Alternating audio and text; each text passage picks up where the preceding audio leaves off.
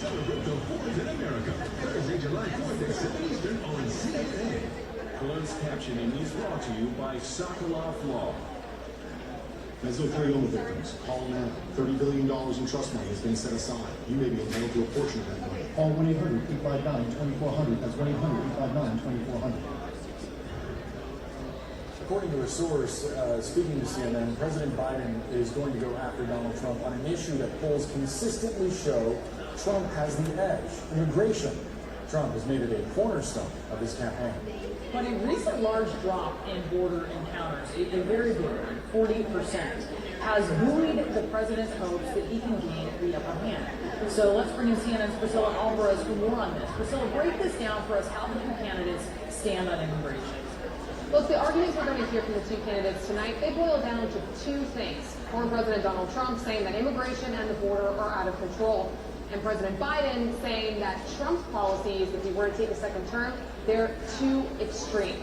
Now, this is important because of what you just mentioned. The polling shows that this is now a top issue on the mind of American voters. And what is unique this time around is that President Biden has his own immigration record. Over the last 3 years, we have seen an administration that has grappled with record migration across the Western Hemisphere that has landed at the U.S. southern border, and that has led to images of border crisis after border crisis. And that is something that President Biden has been slammed by former President Donald Trump and Republicans time and again. And not only is it something that we have seen play out on the border, but also in cities across the country, which explains why so many voters are thinking about this in ways that maybe they weren't a few years ago. Now, President Biden has released several executive actions over the last few weeks. No coincidence. That included, for example, restricting asylum access at the border and expediting the path to citizenship for some undocumented spouses of U.S. citizens.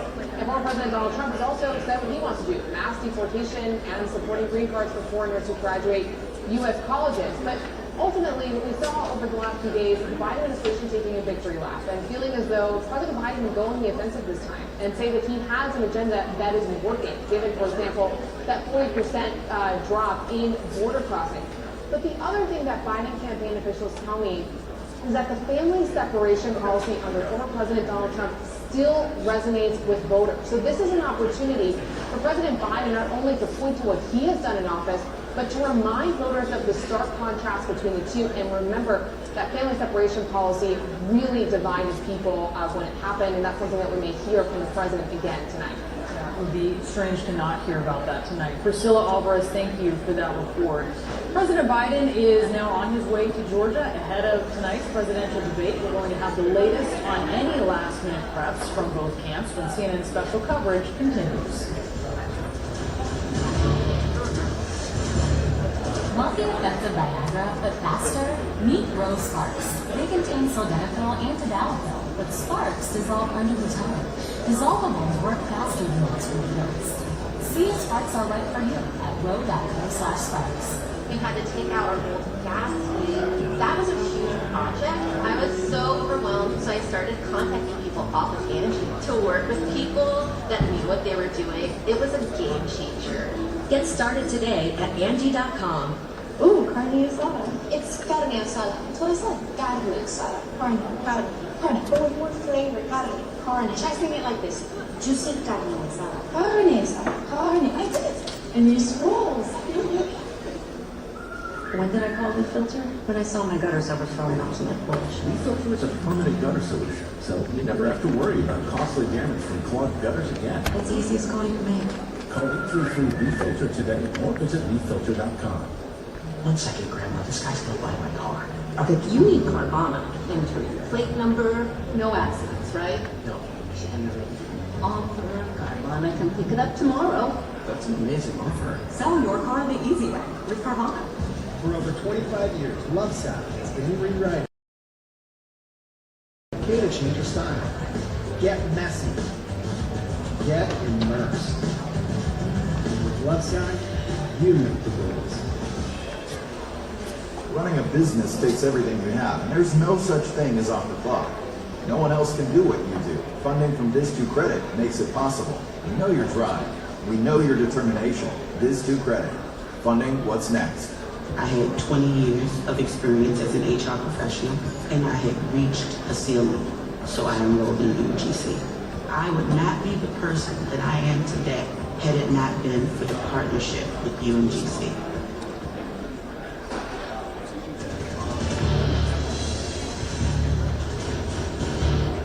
We are now fewer than 7 hours away from CNN's presidential debate. I'm Boris Sanchez alongside Brianna Keeler at CNN World Headquarters in Atlanta. And very soon, President Biden is expected to arrive here in Atlanta for this highly anticipated face-off with former President Trump. Now, this is video of the presidential debate stage. And you saw CNN teams there putting the finishing touches. Now, this is video of President Biden getting off of Marine One at Joint Base Andrews en route to Georgia. Trump is expected to arrive here at the debate site a few hours later. But before the action kicks off tonight, both campaigns have been churning out attack ads, potentially previewing the line of attacks that we may see after both candidates take the stage. Let's bring in CNN's MJ Lee live from the CNN debate site. All right, MJ, the Supreme Court just issued this ruling on emergency abortions in Idaho. We did get a glimpse yesterday. It is now officially out today. This could have a huge impact on the 2024 race and maybe on this debate. How's the Biden team responding? Yeah, Brianna, there's no question that reproductive rights is always going to be a top issue for President Biden heading into tonight. It is, in fact, one of the top 3 domestic issues that the campaign has made clear is really a top priority for them, where they think there is political saliency, where they think they can really draw a sharp contrast between the president and the former president, in addition to issues related to the economy and democracy. And just to give you a sense of how much the Biden team is really leaning into this issue, this new campaign ad that they just released earlier was actually already prepped, ready to be rolled out whenever the Supreme Court ruling came out. And it features a testimonial from a high-risk OB doctor in Idaho who said that she physically left the state after treating her patients because she was afraid that she could be criminally charged. And she said that the laws in her state are barbaric, given that in a medical emergency, every second matters. Take a listen. 2 years ago, Trump overturned Roe v. Wade. Because of the abortion bans across the country, women's lives are at risk. Physicians could be tried with a felony for saving that woman's life too early. And this kind of impassioned testimony from a doctor like this is kind of a familiar move from the Biden campaign at this point. They very much leaned into the strategy of using individual voices, highlighting individual stories to paint a picture of the real world consequences of Roe being overturned. And I think the ad and how it was rolled out is a good reminder, too, that for the Biden campaign, their message on this issue is going to remain the same, regardless of individual legal rulings and decisions, and that is that individual rights and freedoms were taken away under Donald Trump, and more could be taken away if there was a second Trump term at the White House. And MJ, that obviously is going to be one of the lines of attack from President Biden tonight. He's been camped out at Camp David, practicing for this debate now for several days. What can you tell us about the broader strategy and what his team is anticipating? Yeah, Boris, he has just boarded Air Force One. He is making his way now here to Atlanta. And really, this is the first time that we have seen him in public in days. Reporting over the past week on any detail that we can find out about what's been going on at Camp David in these debate prep sessions. And I think what has been really clear has been the Biden team's ethos is really that they want to leave nothing to chance. They have been trying to prepare the president for really any issue under the sun that could come up, and really trying to prepare the president too for any version of Donald Trump that could emerge on the debate stage tonight, an unpaid